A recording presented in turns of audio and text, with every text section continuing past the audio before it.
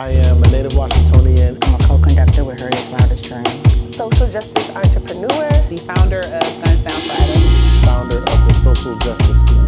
Change maker. Abolitionist.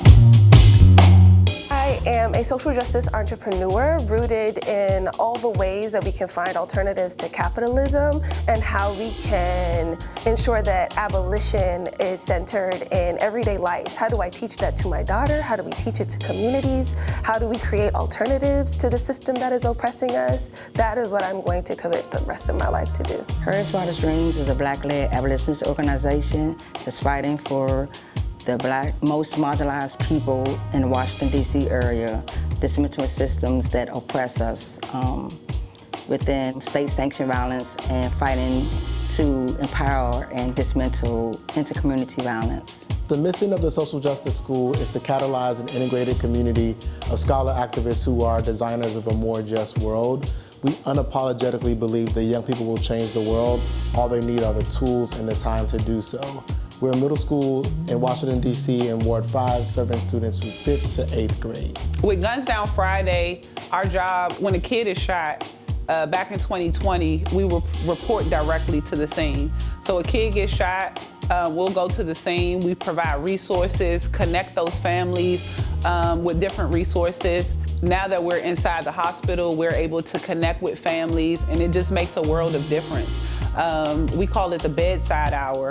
We're able to be there when a child is shot, stabbed, or injured in the fight the first hour that they arrive at the hospital. After receiving this grant, and here we are a year later, I was able to create a DC Safety Squad, having people learn how to be mental health responders, how to be able to learn how to administer Narcan, getting training on safety in DC, and being able to respond to domestic violence alternatives to the police.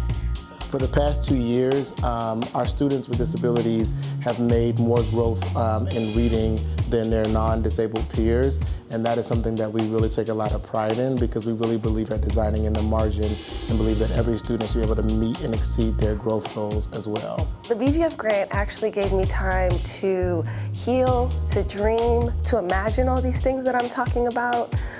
With financial power comes the ability to sit and be, which Black queer women often do not get time for. And so through that ability to heal and sit and grow and dream, I am now here 2 years later, being able to pour all myself into all of my social justice entrepreneurial efforts.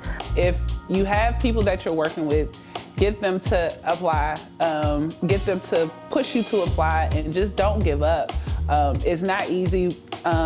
Even myself, I get discouraged when I don't get a grant because I feel like I should get it, but I just want to say, don't give up, keep going, and don't give up the good fight. A different world is possible within our lifetimes, within my child's lifetime, and that capitalism was created by humans, and we can reimagine this shit from the ground up and together. The power of a peer community for a social justice entrepreneur is really important and vital. The work that we do is lonely and most often thankless, and so to know sometimes that you have someone that you can connect with who's doing the work, who's up in the morning, worrying about the people, loving on the people hard, it just really makes the work a little bit lighter, and in these times that we're living in, sometimes the work can feel really heavy. My name is Myron Long, and I encourage you to apply for the Black Justice Fellowship.